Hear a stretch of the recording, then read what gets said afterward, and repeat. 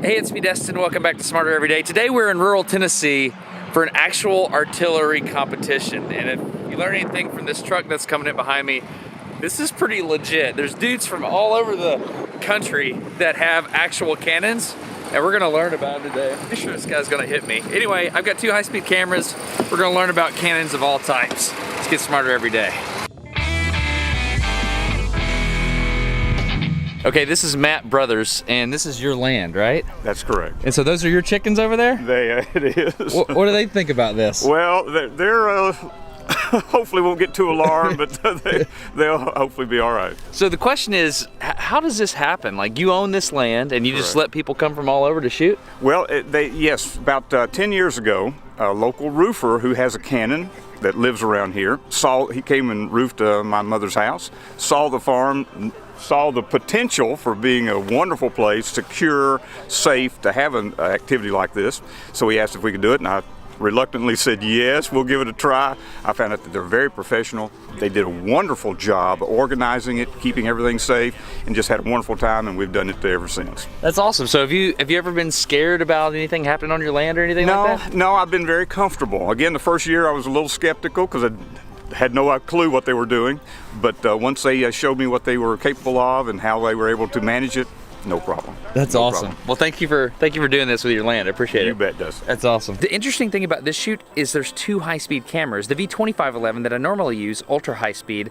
but there's also the new camera, the V2640 that I borrowed from Vision Research. It has a higher resolution chip on it, a sensor, so we're gonna get a good trade-off between ultra high speed and beautiful imagery. Another interesting thing is I get to explain those facts to people that are dressed like they're in the Civil War. Yeah, guys, my name is Destin. We have the newest high-speed camera in the country here, actually. It's awesome. It's literally the best footage you can get right now. After a quick meeting about safety and a prayer, it was time to roll out the thunder. You know it's about to get real when you're unloading the cannon.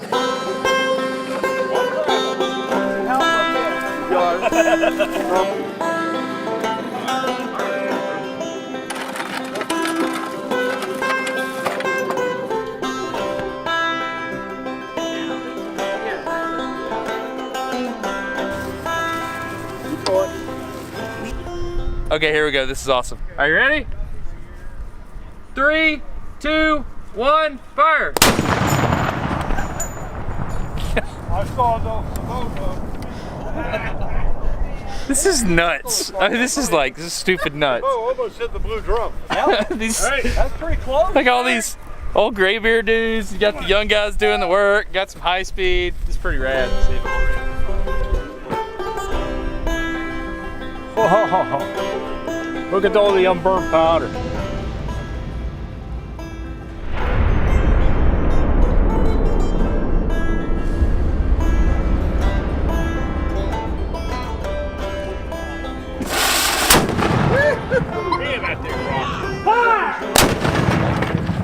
Put the hand spray out. Not bad. Yeah. Cool.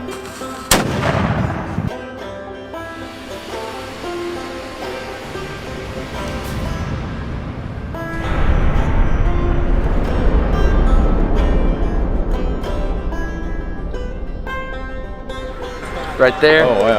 Yeah, it's neat. Look at that.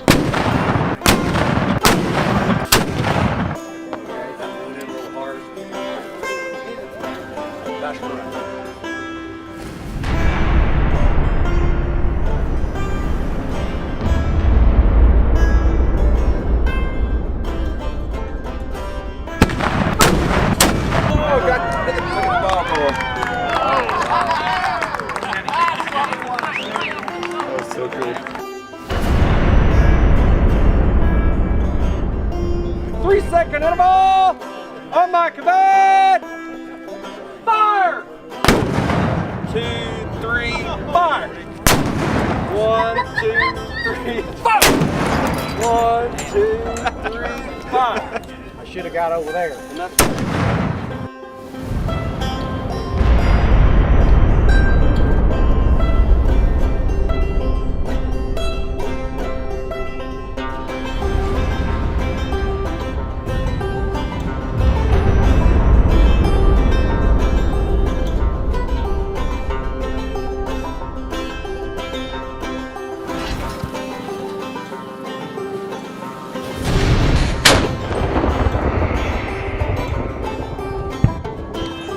bottom left one again. Fire! Yes!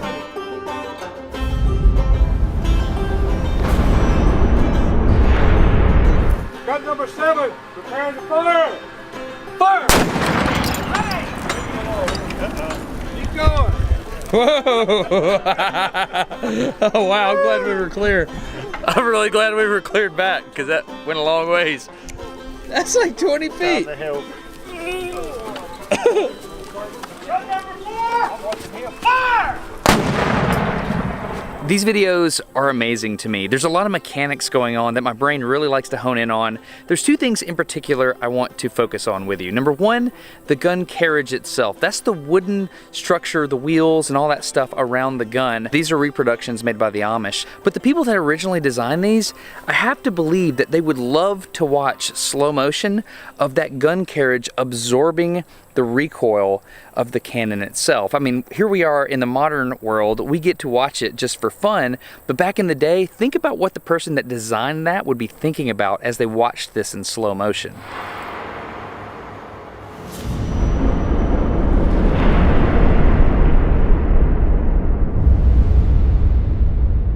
The second thing I want to look at specifically on this video are the shock waves. Now, a really easy way to see the shock wave is just observing the grass out in front of the barrel. If you look, you can see there's this spherical wave front that propagates over the ground, and you can see how the grass behaves out in front of the cannon.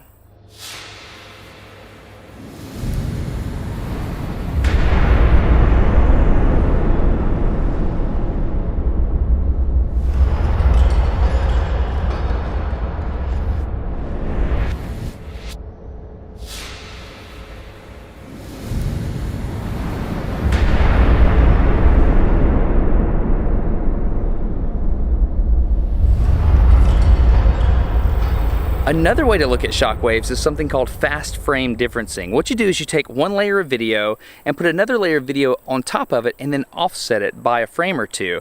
What you can do then is set up a blending mode called difference, which basically only shows you the pixels that are different from the one below it. It's a pretty interesting technique that people use all the time to detect motion, for example, in like a webcam or something like that.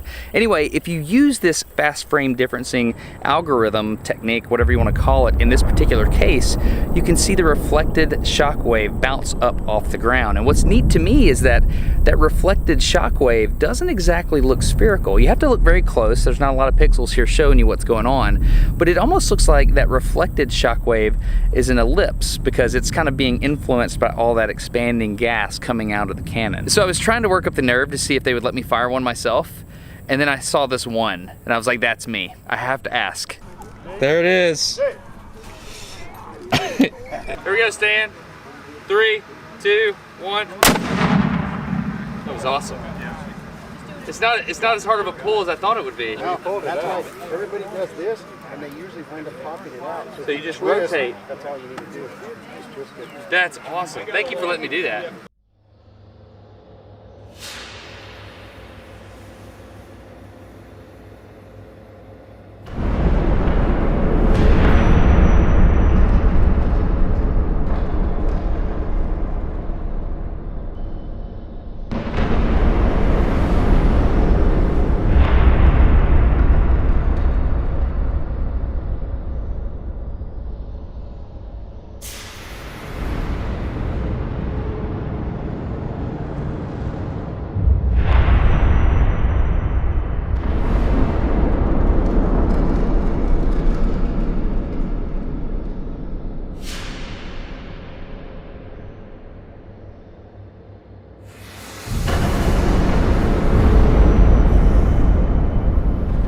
This stuff is interesting to observe and think about. I mean, there's a lot of dynamic things going on here, but at the end of the day, these were weapons of war, which is pretty intense to think about. For example, listen to this gentleman explain canister round to me. It's pretty sobering. The easiest way I can describe it, for this gun here, it looked like a 24-ounce beer can with a powder charge attached to the back of it, and you'd have about 30 iron balls in it, and they were all about the size of a 20 millimeter projectile.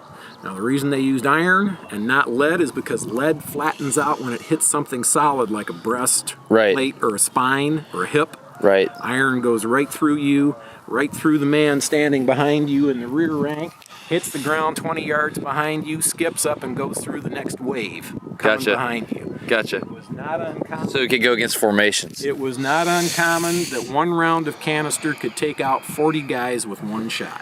So Hunter is about to shoot a canister round, which is what? It's got 58 caliber balls. I don't know how many exactly. Packed in sawdust. Gotcha. So this is gonna make a mess, and you're gonna make a mess out of that hill right over there. That's what we're trying to. Okay, Right. awesome. Sounds good. Fire!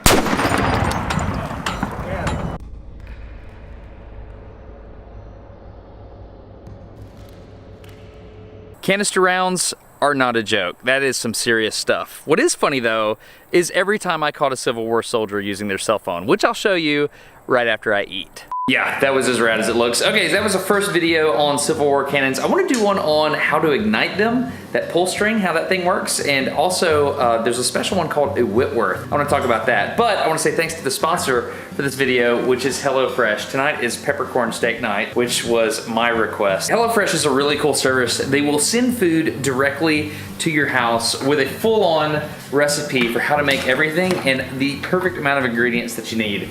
We are cooking more and we love it. Tonight we have a meal for two. That's kind of a nice thing, isn't it? We don't get that very often. So we're cooking and we're about to eat a meal together, which feels like date night, if I'm to be honest here. We don't get to do that very often. What happened? I started the potatoes. Oh, because- sweet. Oh man, that means we're doing the peppercorn thing. Yes. Yes.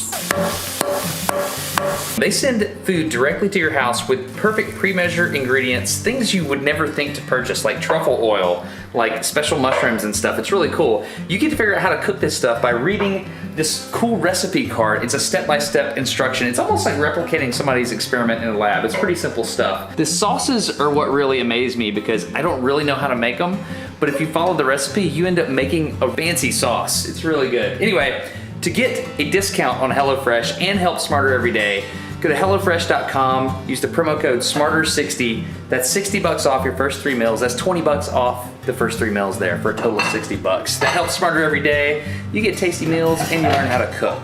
Have a good one. Bye. I totally like catching these reenactors with their cell phones because they get really embarrassed and they try to hide it and stuff. So is this the kind of field comms that they had in the Civil War? Yeah, right. I was just like, whoop, let me hide this thing. Go ahead. It's a little strange seeing you in your garb holding up a cell phone camera, sir. Yeah, well, can't help it. Can't help That's it. the way it is. Get us while we're still alive, man. I'm going to be honest with you, sir. Like, you got the period piece going on, and then you got this little lounge chair. What's going on here? This is actually an 1862 model. Tell me when we get to the right spot. What'd you say? The assisted living bus dropped us off and didn't tell us what to do. It looks like you're on a cannon crew today, man. If this video earned your subscription, that's really cool. If not, that's also cool. I'm Destin. I hope you enjoyed this. Getting smarter every day. Have a good one. Bye.